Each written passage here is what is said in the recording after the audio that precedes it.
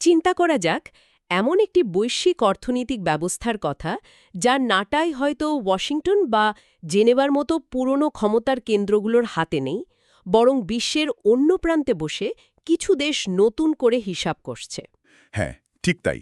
যাদের নিজেদের হয়তো কোনো আনুষ্ঠানিক সদর দপ্তরই নেই। একদম।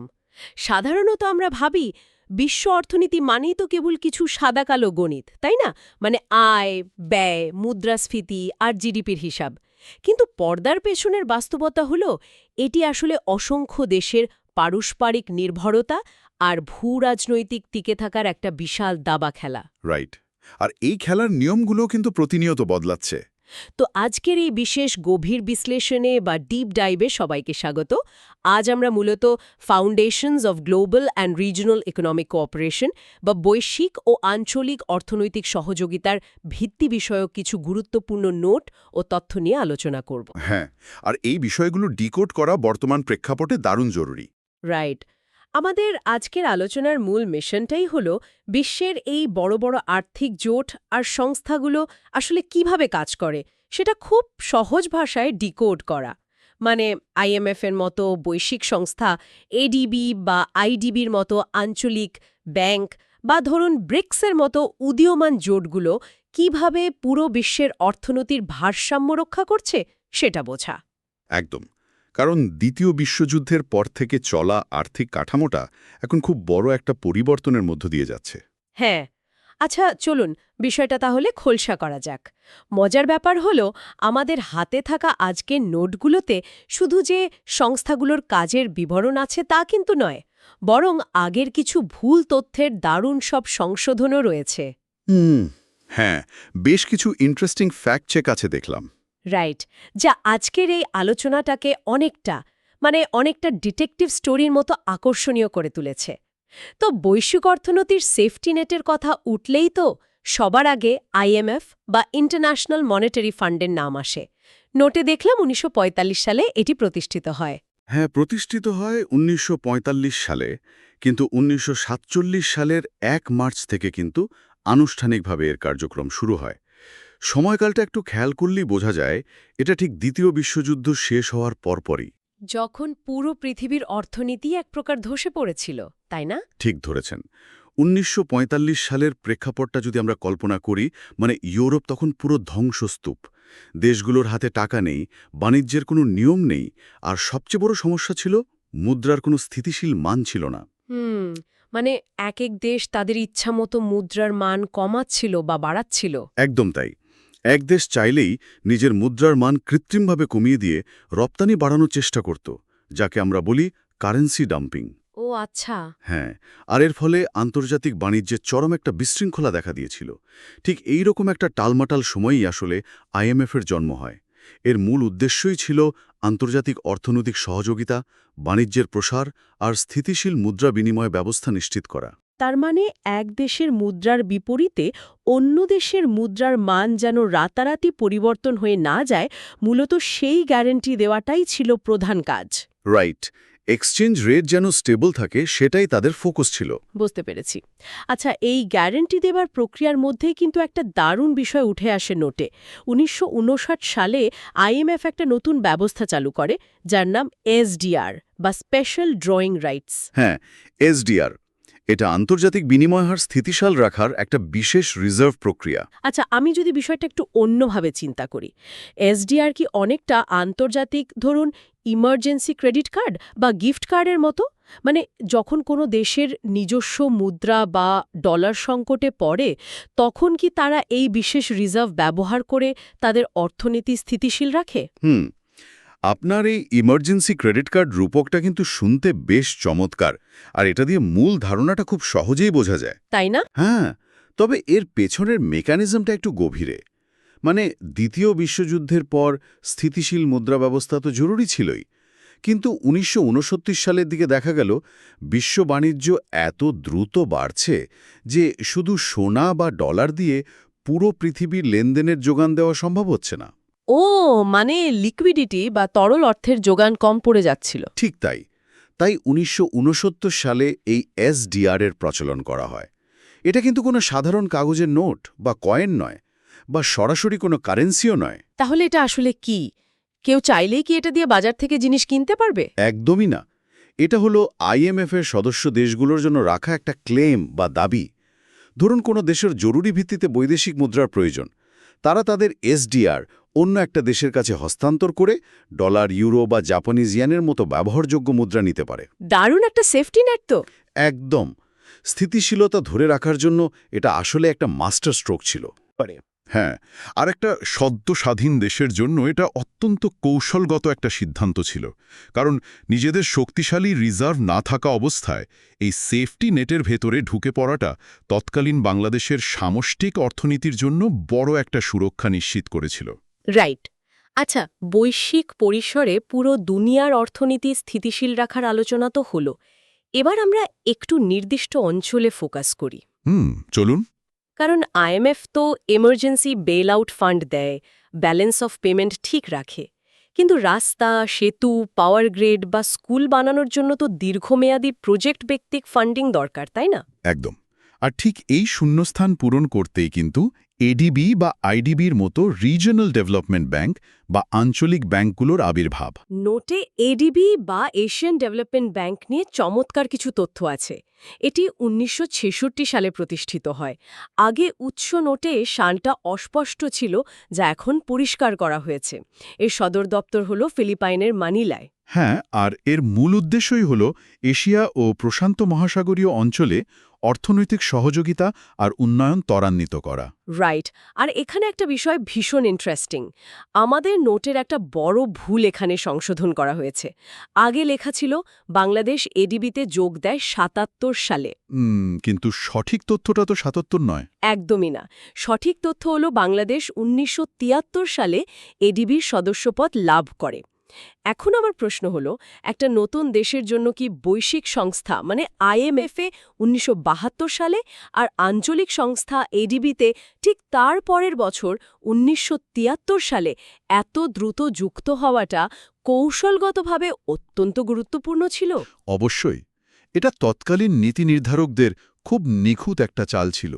মানে IMF হয়তো ম্যাক্রো ইকোনমিক স্থিতিশীলতা দেখবে, কিন্তু কৃষির উন্নয়ন বা ব্রিজ তৈরির জন্য তো ADBর ফান্ডিংটা দরকার। হ্যাঁ, আঞ্চলিক উন্নয়নের জন্য। ঠিক তাই। ম্যানিলা কেন্দ্রিক এই ব্যাংকটি পুরো এশিয়া প্রশান্ত মহাসাগরীয় অঞ্চলের ভৌগোলিক আর কাঠামোগত বৈচিত্র্য মাথায় রেখেই ফান্ডিং মডেল তৈরি করে। আচ্ছা, ভৌগোলিক কাঠামোর কথা যখন উঠলই, তখন IDB বা ইসলামিক ডেভেলপমেন্ট ব্যাংকের কথা বলতেই হয়। এর সদর দফতর আবার জেদ্দায়, সৌদি আরবে। হ্যাঁ, আর IDBর উদ্দেশ্যটা কিন্তু একটু আলাদা। এটি মূলত মুসলিম দেশগুলোর মধ্যে অর্থনৈতিক সহযোগিতা আর আর্থিক সক্ষমতা বৃদ্ধি নিয়ে কাজ করে। মানে ADB হলো একটা নির্দিষ্ট ভৌগোলিক অঞ্চলের ওপর ভিত্তি করে, আর IDB হলো ধর্মীয় বা নির্দিষ্ট সাংস্কৃতিক সংহতির ওপর ভিত্তি করে। রাইট। শুধু তাই নয়, এই দুটো ব্যাংকের মেকানিজম বা পদ্ধতিটাও কিন্তু সম্পূর্ণ আলাদা। ADB সাধারণত প্রচলিত সুদের ভিত্তিতে ঋণ দেয়, কিন্তু IDB পরিচালিত হয় ইসলামিক ফাইন্যান্স বা শরিয়া সম্মত অর্থনৈতিক নীতির ওপর। ও আচ্ছা, তার মানে এখানে প্রচলিত সুদের কোনো বিষয় নেই। ঠিক ধরেছেন। এখানে সুদের বদলে প্রফিট অ্যান্ড লস শেয়ারিং বা লাভ ক্ষতির অংশীদারিত্বের মতো মডেলে কাজ হয়। মানে সরাসরি ঋণ না দিয়ে প্রজেক্টের পার্টনার হয়ে যায়। একদম তাই। এটা শরিয়া সম্মত উপায়ে অবকাঠামো উন্নয়নের জন্য সম্পূর্ণ ভিন্ন একটা আর্থিক ইকোসিস্টেম তৈরি করেছে। দারুণ। একদিকে ভৌগোলিক নৈকট্য, অন্যদিকে ধর্মীয় সংহতি। দুটোই আঞ্চলিক, কিন্তু ধরন আলাদা। তো আমরা দেখলাম কিভাবে বিশ্বব্যাপী আর আঞ্চলিক পর্যায়ে প্রতিষ্ঠিত সংস্থাগুলো কাজ করে। কিন্তু যদি বিশ্বের বিভিন্ন প্রান্তের সবচেয়ে দ্রুত বর্ধনশীল অর্থনীতিগুলো মিলে নিজেদের একটা আলাদা প্ল্যাটফর্ম তৈরি করে, তখন কি হয়? তখনই আসলে বর্তমান বিশ্ব রাজনীতির সবচেয়ে বড় শিফট বা মেরুকরণটা চোখে পড়ে। আর এভাবেই আমরা চলে আসছি ব্রিক্সের আলোচনায়। ব্রিক্স কিন্তু কোনো সাধারণ আঞ্চলিক জোট নয়, তাই না? একদমই না। এটি হলো বিশ্বের প্রধান উদীয়মান অর্থনীতির দেশগুলোর জোট। আর এখানে সবচেয়ে চমকপ্রদ বিষয়টা হলো, হ্যাঁ বলুন।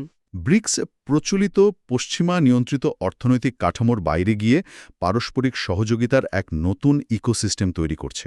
তা চীন। হুম। তো আমার প্রশ্ন হলো, ব্রিক্সের নিজস্ব কোনো হেডকোয়ার্টার নেই, কিন্তু তাদের ব্যাংকের হেডকোয়ার্টার চীনে। হুম। এটি কি প্রমাণ করে যে এই জোটে চীনের অর্থনৈতিক প্রভাব সবচেয়ে বেশি? হুম, পরোক্ষভাবে তো বটেই। মানে ব্রিক্স নিজেদের পশ্চিমা দেশগুলোর মতো কোনো প্রথাগত বা আমলাতান্ত্রিক জোট হিসেবে তুলে ধরতে চায়নি। তাই হয়তো তাদের কোনো নির্দিষ্ট সদর দপ্তর নেই। কিন্তু যখনই প্রজেক্টে ফান্ডিং বা অর্থের আদান-প্রদানের প্রশ্ন আসে, তখন তো একটা প্রাতিষ্ঠানিক কাঠামো লাগে। একদম ঠিক। আর সেখানেই চীনের সাংঘাইতে এনডিবি এর সদর দপ্তর থাকাটা প্রমাণ করে যে এই জোটে চীন তার অর্থনৈতিক পেশিশক্তি ব্যবহার করে একটা শক্তিশালী নেতৃত্বদানকারী অবস্থান তৈরি করেছে। দারুণ পয়েন্ট। আর জোটের সদস্য সংখ্যা নিয়েও তো বড় একটা আপডেট আছে দেখলাম। সদস্য সংখ্যা 5 থেকে বেড়ে 10 হয়েছে। হ্যাঁ, প্রতিষ্ঠাতা 5টা দেশ ছিল: ব্রাজিল, রাশিয়া, ভারত, চীন ও দক্ষিণ আফ্রিকা। আর নতুন 5 সদস্য হল মিশর, ইথিওপিয়া, সংযুক্ত আরব আমিরাত, ইরান এবং সৌদি আরব। আর এখানেই আমাদের নোটের আরেকটা চমৎকার ফ্যাক্ট চেক বা সংশোধনের বিষয় আছে। ওই ইন্দোনেশিয়ার বিষয়টা, তাই তো? হ্যাঁ, উৎস নোটে নতুন সদস্য হিসেবে ইন্দোনেশিয়ার নাম ছিল, কিন্তু সঠিক তথ্য হল ইন্দোনেশিয়া নয়, বরং সৌদি আরব এই জোটে যুক্ত হয়েছে। রাইট, এটা খুব গুরুত্বপূর্ণ একটা কারেকশন। আচ্ছা, এই যে আরব আমিরাত ও সৌদি আরবের মতো তেল সমৃদ্ধ দেশগুলো ব্রিক্সে যুক্ত হল, এর তাৎপর্যটা আসলে কতটা বিশাল? এর তাৎপর্য আসলে কল্পনাতীত। মানে নতুন সদস্যদের মধ্যে সংযুক্ত আরব আমিরাত, ইরান আর সৌদি আরব, এরা তো মধ্যপ্রাচ্যের তেল উৎপাদনের অবিসংবাদিত পরাশক্তি। তার মানে একদিকে চীন বা ভারতের মতো বিশ্বের সবচেয়ে বড় তেল ক্রেতা, আর অন্যদিকে সৌদি আরব বা ইরানের মতো সবচেয়ে বড় তেল বিক্রেতা। উৎপাদক এবং ভোক্তা দুজনেই এখন একই জোটে ছাড়তার নিচে। ঠিক তাই। আর গত প্রায় 50 বছর ধরে বিশ্ববাজারে তেলের বাণিজ্য মূলত মার্কিন ডলারেই হয়ে আসছে, যাকে আমরা পেট্রোডলার বলি। পশ্চিমা প্রতিষ্ঠানগুলোর ক্ষমতার অন্যতম বড় উৎসই হল এই পেট্রোডলার ব্যবস্থা।